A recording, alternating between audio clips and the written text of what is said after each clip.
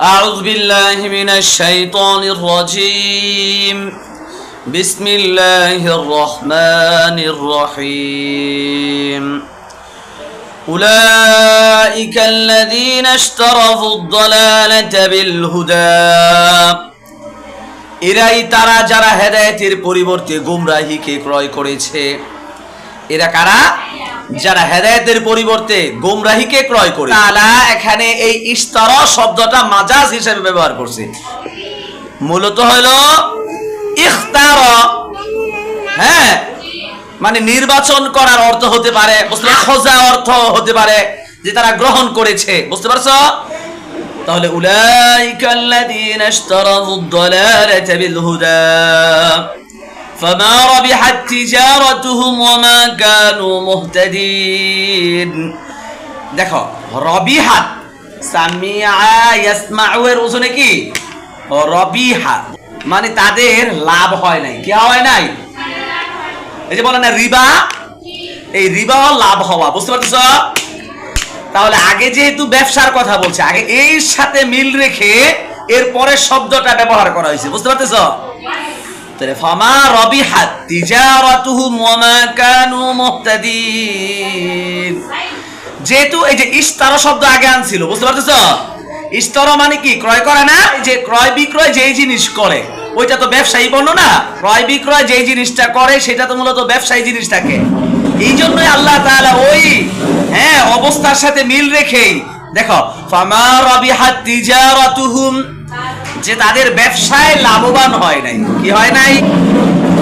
ওয়ামা কানু মুহতাদিন, তারা সঠিক পথ পায়নি। বুঝতে? অর্থাৎ হেদায়েতের পরিবর্তে যে গোমরাহিকে গ্রহণ করছে সেই গোমরাহিতে তাদের কোনো লাভ হয় নাই। মাসালুহুম কামাসালিল্লাযী ইসতাওকাদা নারা, মাসালুহুম তাদের উদাহরণ হলো, তাদের দৃষ্টান্ত হলো কামাসালিল্লাযী ইসতাওকাদা নারা, সেই ব্যক্তির মতো যে আগুন জ্বালালো। ফালাম্মা আদাত মা হাওলাহু, যখন তার আশপাশ চারপাশ কি হলো? আগুন জ্বালালে আলোকিত হয় না? ফালাম্মা আদাত মা হাওলাহু, তার আশেপাশ যখন আলোকিত হলো, যাহাবাল্লাহু বিনূরিহিম, অতঃপর আল্লাহ তাআলা তাদের নূরকে উঠায়া নিয়ে গেলেন। ওয়া তারাকাহুম ফি যুলুমাতিন লা ইউবসিরুন, তাদেরকে অন্ধকারের মধ্যে এই অবস্থায় ছেড়ে দিলেন। লা ইউবসিরুন, তারা কিছুই দেখতে পায় না তারা। তাহলে এটা কিসের সাথে উদাহরণ দেওয়া হলো? মাসালুহুম কামাসালিল্লাযী ইসতাওকাদা নারা, তাদের উদাহরণ হলো এমন ব্যক্তি, ওই সেই ব্যক্তির মতো যে আগুন জ্বালালো। এখানে আগুন জ্বালানোর দ্বারা কি উদ্দেশ্য? মানে মুনাফিকদের দৃষ্টান্ত পেশ করা হয়েছে যে ইসলামের সুস্পষ্ট দলিল প্রমাণ তাদের সামনে আসা সত্ত্বেও মুনাফিকরা কি করে নাই?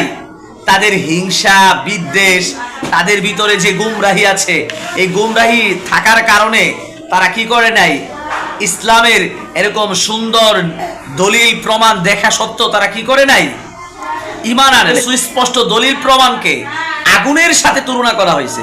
আগুনের আলোতে যেমন আশপাশ সবকিছু কি হয়ে যায়? পরিষ্কার হয়ে যায় না?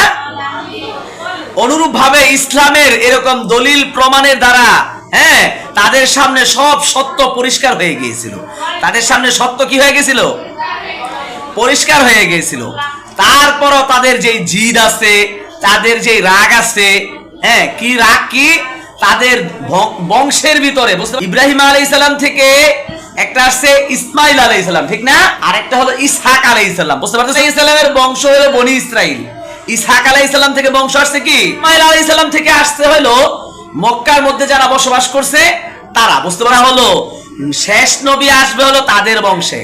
শেষ নবী তাদের বংশে আসলো না কেন? শেষ নবী এই জন্য মনে করো তারা হিংসা বিদ্বেষ আর রাগের কারণে তারা কি করে নাই?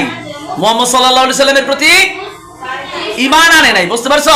যেরকম সবকিছু আশপাশ পরিষ্কার করে দেয়, এরকম ইসলামের সুস্পষ্ট নিদর্শন দলীয় প্রমাণও তাদের সামনে সত্য আর মিথ্যাকে কি করে দিয়েছিল?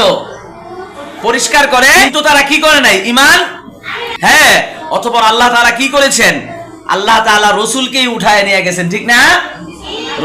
রসুলের জীবন শেষ হয়েছে, তারপরে যুদ্ধ বিগ্রহ শুরু হয়েছে, বুঝতে পারছো?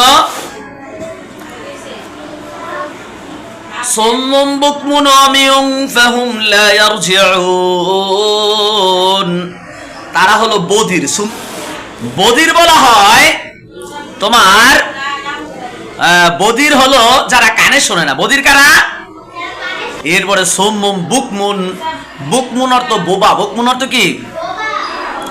তাহলে সুম্মুম বুকমুন উমিয়ুন, উমিয়ুন অর্থ অন্ধ, তো তারা ছিল অন্ধ। ফাহুম লা ইয়ারজিউন, সুতরাং তারা ফিরে আসবে না। তারা কি করবে না?